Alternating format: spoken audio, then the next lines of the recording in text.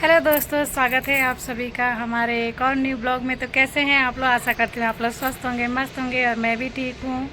तो आज का वीडियो हमारा बहुत ही मोटिवेशनल होने वाला है दोस्तों, जो हमारे आम जीवन में बहुत ही सहायता प्रदान कर सकता है।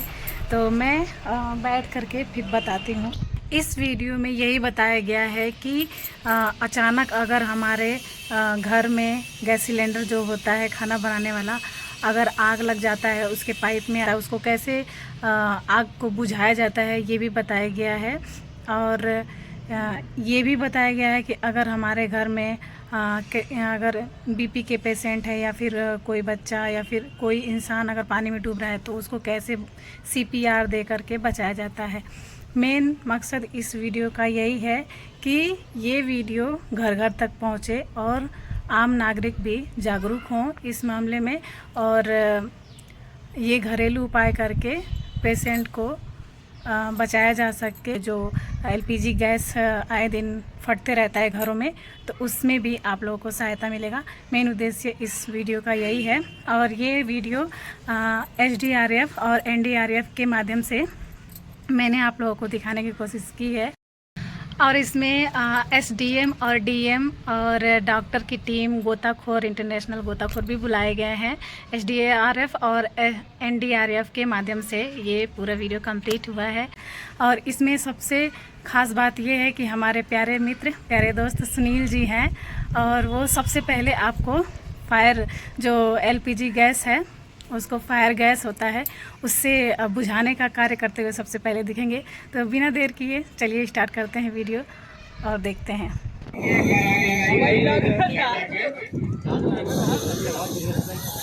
देखिए, ये फायर एक्सटिंग्विशर है, पाउडर टाइप का है, dry chemical powder fire extinguisher, और उसके माध्यम से आराम से बुझा सकते हैं। दूसरा तरीका देखिए आपके सामने है। दूसरे तरीके से आपको बुझाना, आपके घर में एक प्लास्टिक की बाल्टी होगी, लोहे की बाल्टी में कड़े बाहर रहते हैं, उसका इस्तेमाल नहीं करना है। प्लास्टिक की बाल्टी ले लेना है, इसके कड़े साइड में रहते हैं और ये पूरी तरीके से कवर करने में सहायक रहती है। तो आप देखिए, बिल्कुल घबराने की जरूरत नहीं है।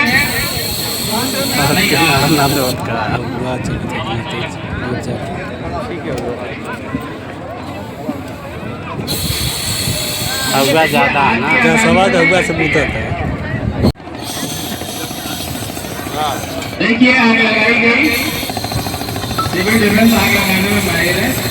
आग लगाई, देखिए बकेट को आप ले लीजिए, बाल्टी को ले लीजिए, कड़े को एक साइड में कर लीजिए और आराम से उसको भी पकड़ लीजिए और आराम से उसको ढक लीजिए। एक बार ढक लीजिए, पूरी तरीके से कवर हो जाएगा, आग बुझ जाएगी। बहुत आसान तरीका है, बिल्कुल भी घबराने तरीका है, बहुत आसान तरीका है। आग लग गई, कुछ घबराने की जरूरत नहीं है, बिल्कुल घबराना नहीं है।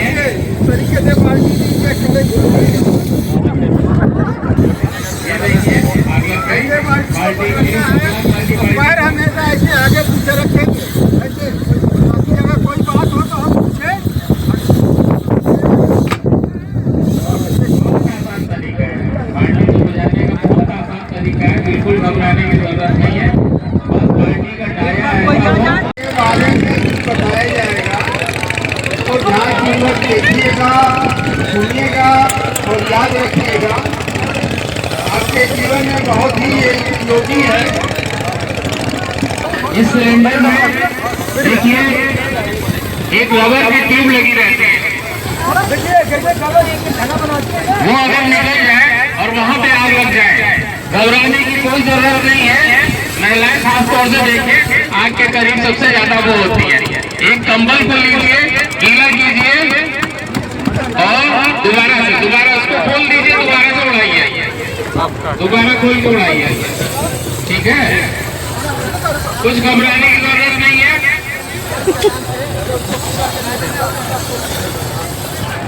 एकदम तेजी से लपेट देंगे, है ना। एक बार फ्लेम रुक जाए, एक बार फ्लेम और गैस के बीच में गैप उत्पन्न हो जाए। अभी गैस निकलनी नहीं बंद हुई है, लेकिन एक बीच में बैरियर आ गया कंबल के रूप में, और कंबल को भिगोया इसलिए गया कि इसके यहाँ पे एसडीआरएफ और एनडीआरएफ की टीम को ये बताया जा रहा था अधिकारियों द्वारा कि किस तरीके से कुछ लोगों को नॉर्मल इंसान बन के जाना है, बिना सुरक्षा के जैसे चले जाते हैं तो डूबने लगते हैं, उस तरीके की प्रक्रिया को प्रदर्शित करना है। और कुछ लोग टीम के ड्रेस पहन के जाएंगे, एनडीआरएफ और एसडीआरएफ की टीम बन करके, तो उसको बचाएंगे। और गोताखोरों को भी ये पहले से समझाया जा रहा था कि आप लोग पहले से अलर्ट रहिएगा।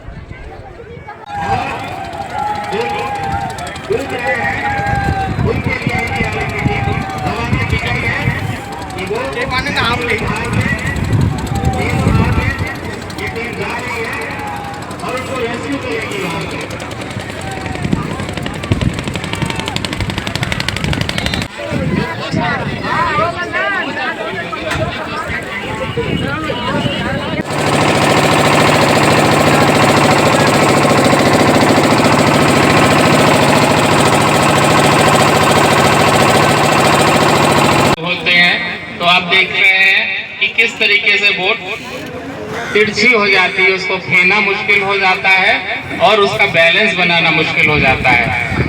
तो इस तरीके से जब आप जा रहे हैं, आपने किसी भी नियम का पालन नहीं किया है, आपने लाइफ जैकेट अगर मिल भी गई है तो रखी हुई है, उनको नहीं पहना है और स्वच्छंद होके बिना किसी नियम का पालन करते हुए आप पानी में उतरते हैं तो दुर्घटना की संभावना बहुत ज़्यादा हो जाती है। इसी तरह का सिनेरियो आपके सामने है जिसको आप फेस करेंगे, जिसको आप देखेंगे। और जब ये घटना हो जाएगी उसके बाद जो सबसे जल्दी रिस्पॉन्स करती है टीम वो एनडीआरएफ है, एसडीआरएफ है। इसकी मौजूदगी अगर वहाँ पे है तो इनका रिस्पॉन्स बहुत ही फास्ट होता है। वक्त के समय, ज़रूरत के समय आपने देश में बहुत सारे कार्य किए हैं, तमाम सारी रेस्क्यू के कार्य किए हैं। देश रहता है कि कभी भी किसी, देखिए अचानक से एक तरफ को नाव झुकती चली जाती है और उसके झुकने की वजह से उस नाव में जितने लोग होते हैं वो पानी में गिर जाते हैं। ये गिरे हुए लोग बचाओ बचाओ चिल्ला रहे हैं, हाथ बाहर निकाल के डूबते तैरते से उतरा रहे हैं। इन किसी को तैरना नहीं आता है और जब नहीं तैरना आता है तो आपके पास में कोई रास्ता नहीं होता है। जो नागरिक लोग हैं वो किनारे रहे, जो इस नाव से संबंधित नहीं है वो लोग किनारे रहे। एनडीआरएफ को, एसडीआरएफ को जैसे ही इस घटना की सूचना मिलती है तो भ्रमणशील थी, वो लोगों को बचाने के लिए पहुंचती है, लाइफ जैकेट भेज फेंकती है, लाइफ बॉय फेंकती है उनके पास। और उसमें कुछ गोताखोर लोग भी होते हैं जो अगर संख्या जितनी की है उतने लोग ऊपर नहीं मिलते हैं तो वो गोताखोर लोग नीचे डाइव करके उन लोगों को जो नीचे फंस गए हैं, किसी कीचड़ दलदल में फंस जाते हैं, गहराई में फंस जाते हैं, उनको निकालने का कार्य करते हैं।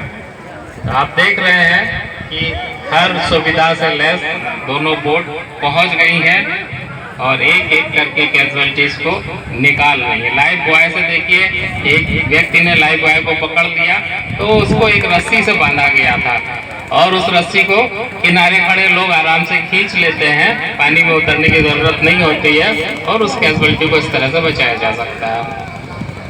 पहुंच गई और उनके गोताखोरों ने जब कर लिया है पानी में और जो डूबती हुई कैजुअलिटी है, जहाँ तक ये लाइफ बॉय नहीं पहुंच पाई वहां तक ये गोताखोर पहुंचे हैं जिन्होंने ज्यादा डुबकी लगा ली और वो डूबने की स्थिति में आ गए थे और वो लाइफ बॉय को नहीं पकड़ सकते थे। ऐसी कैजुअलिटी को उन्होंने पकड़ा है और पकड़ के अपने साथ उस बोट तक लाए जिस बोट में उनके प्राणों की रक्षा की जा सके। अभी भी कुछ कैजुअलिटीज बची हुई है पानी में।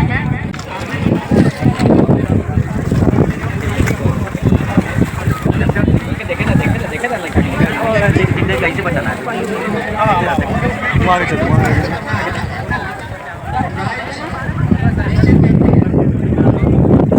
हाँ सब अपना तनिक झूठ बताए किसी को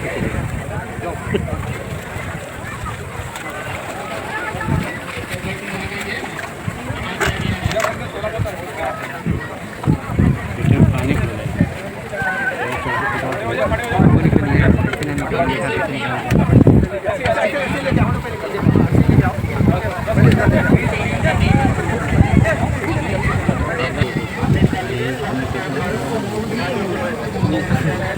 सब कहेंगे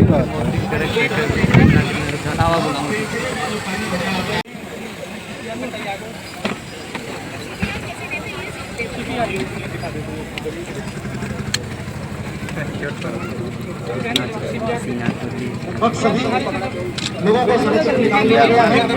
लास्ट में एक विक्टिम जो अनकॉन्शियस था उसे सीपीआर देने की प्रणाली को आगे बढ़ाया जा रहा है। कभी भी जब आप किसी गहरे पानी में डूबते हैं तो हमारे लंग्स और ऑब्जॉर्बने में पानी भर जाता है, जिससे सांस लेना बहुत मुश्किल हो जाता है। ईएमएस सर्विस को ओपन कर देना चाहिए। उसके बाद उसका breathing system, look, listen, feel, किस तरह से उसके बॉडी को जांच करना चाहिए। जांच करने के बाद अगर उसके पल्स एब्सेंट है, ब्रीदिंग सिस्टम एब्सेंट है, तो उसे तुरंत सीपीआर देना चाहिए। सीपीआर देने से पहले हमें कुछ चीज़ों का ध्यान में रखना चाहिए। कहीं भी अगर पानी में डूबा हुआ व्यक्ति है तो उसका हेड पानी के विपरीत दिशा में होना चाहिए, ताकि उसे अगर होश में आए तो उसे दोबारा पानी को देखकर डर न लगे। जहाँ भी से ठीक 2 अंगुलों पर हमारे मास्टर हैंड को रखा जाता है, फिर दूसरे हाथ से इंटरलॉक करके यहाँ पर 30 बार चेस्ट कंप्रेशन दिया जाता है।